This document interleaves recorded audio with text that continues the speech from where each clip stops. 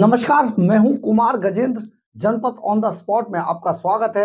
हमारे एक दूसरे social media platform podcast with Kumar Gajendra में भी आपका स्वागत है। अब बड़ी बात यह है कि देश के अंदर सीएए लागू हो चुका है और सीएए लागू होने के बाद ममता बनर्जी के बाद दूसरे ऐसे मुख्यमंत्री अरविंद केजरीवाल हैं दिल्ली के अंदर जो सीएए का विरोध कर रहे हैं, जबकि सीएए कहीं पर भी किसी भी जो मुस्लिम जो एक कम्युनिटी है उसका कहीं विरोध नहीं करती है और सीएए किसी भी तरीके से मुसलमानों के लिए घातक घातक नहीं है। ये सिर्फ इतना है कि जो अफगानिस्तान, बांग्लादेश और पाकिस्तान के अंदर कहा जाए कि जो सबसे कम जो लोग थे जिनको माइनॉरिटी कहा जाता है, माइनॉरिटी के जो लोग थे यानी कि हिंदुओं को जहां भी प्रताड़ित किया जाता था उन वो अगर भारत के अंदर आ चुके हैं, वो पहले से रह रहे हैं, उनको केवल रजिस्टर करने के लिए, ऑन रिकॉर्ड लाने के लिए सीएए एक तरीके से कानून बनाया गया कि उनको यहाँ पर अगर वो डिमांड करे वैसे यहाँ पर बिना किसी को जो रजिस्टर किए रहने नहीं दिया जाएगा और जो अगर वो डिमांड करते हैं तो उनको यहाँ की नागरिकता दे दी जाएगी। सीएए का केवल इतना मतलब है। लेकिन मुख्यमंत्री अरविंद केजरीवाल ने इस पूरे मामले को जिस तरीके से तूल दिया है, सचमुच देखने दिखाने लायक है। इसी बात के लिए उन्होंने शरणार्थी जो हिंदू बौद्ध ईसाई शरणार्थी थे जो दूसरे देशों से आकर अब यहाँ रह रहे थे काफी लंबे समय से, उनको चोर तक कह दिया, उनको लुटेरा तक बोल दिया था। इसके बाद जो शरणार्थी जो यहाँ पर शिविरों में रह रहे हैं वो उन सब ने कल मुख्यमंत्री अरविंद केजरीवाल के घर के बाहर बड़ा जोरदार प्रदर्शन किया।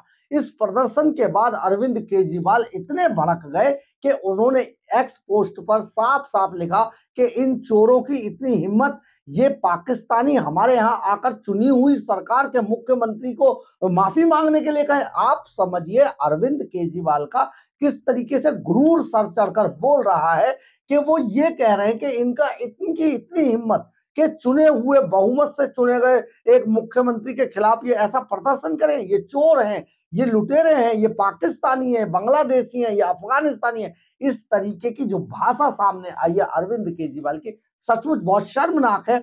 लेकिन प्रदर्शन बहुत जोरदार हुआ था और इन सब ने कहा कि आप हमारी, अगर हमें यहाँ की नागरिकता मिलती है, सरकार हमें नागरिकता देती है, सारी जांच पड़ताल के बाद, इस पॉइंट को भी जरा गौर से सुनिए, सारी जांच पड़ताल के बाद अगर सरकार हमें यहाँ की नागरिकता देती है तो इसमें अरविंद केजरीवाल रोड़ा अटकाने की कोशिश क्यों कर रहे हैं, पहली बात। दूसरा ये कि वो हमें चोर क्यों बता रहे हैं, हमें लुटेरा क्यों बता रहे हैं।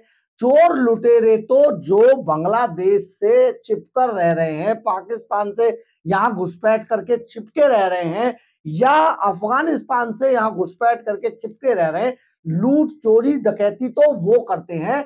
हम तो यहाँ पर जब सरकार कह रही है तो हम तो यहाँ पर शरणार्थी बन के रह रहे हैं और सरकार के रजिस्टर के तहत हम ऑन रिकॉर्ड आना चाहते हैं। तो इसमें अरविंद केजरीवाल को क्या दिक्कत हो रही है, इसमें वो हम लोगों पे इस तरीके के गंभीर आरोप क्यों लगा रहे हैं। बहुत तीखी प्रतिक्रिया जो शरणार्थी शिविरों में रहने वाले लोगों ने अरविंद केजरीवाल के खिलाफ की है, क्योंकि अरविंद केजरीवाल जिन लोगों को यहाँ पर रखना चाहते हैं वो उन पर कोई प्रतिबंधित नहीं लगाना चाहते हैं। ममता बनर्जी के यहाँ पश्चिम बंगाल के अंदर लाखों की तादाद में बांग्लादेशी जो छिपकर एक कम्युनिटी के लोग रहते हैं, जिस तरीके से शाहजहां शेख अभी पकड़ा गया है, उसी तरीके के लोगों ने वहां पर जैसा एक पूरा माहौल क्रिएट किया, दिल्ली के अंदर भी अरविंद केजरीवाल इसी तरीके की चीजें कराने के लिए ऐसे बयान देते रहते हैं। लेकिन इस सब का विरोध होकर इतना जबरदस्त ये प्रदर्शन हुआ है, शरणार्थियों ने, जो हिंदू शरणार्थी थे या जो भी लोग भारत के अंदर रह रहे थे, उन्होंने प्रदर्शन किया अरविंद केजरीवाल के घर के बाहर और ये बहुत बड़ा मामला हुआ है। अब देखना यह है कि अरविंद केजरीवाल इनको पाकिस्तानी, इनको अफगानी, इनको बांग्लादेशी क्यों बता रहे हैं और इतना तगड़ा प्रदर्शन होने के बाद इनको चोर तक कहने से बाज नहीं आ रहे हैं। बहरहाल जो भी हो, अगर अरविंद केजरीवाल किसी भी बात पर, हर उस बात पर जो सरकार सेंट्रल गवर्नमेंट करती है उस पर वो अपना विरोध जरूर जताते। बेहद गंभीर मामला है, लेकिन इसके परिणाम सामने आएंगे। और क्योंकि इसी बात से अरविंद केजरीवाल डरे हुए हैं बुरी तरीके से, हर बात को वो राजनीति से जिस तरीके से जोड़ देते हैं, ये बेहद गंभीर मामला है। देखते हैं अब इसमें आगे होता है क्या। अरविंद केजरीवाल तो विरोध करते रहेंगे। बहरहाल जो भी हो, केजरीवाल के खिलाफ अब ये शरणार्थी भी होते जा रहे हैं। अगर आपको हमारी खबर अच्छी लगी हो तो आप इसे लाइक, सब्सक्राइब और शेयर जरूर कीजिएगा। कमेंट्स बॉक्स में अपनी राय जरूर लिखिएगा, इससे हमें ऊर्जा मिलती है। जय हिंद, जय भारत।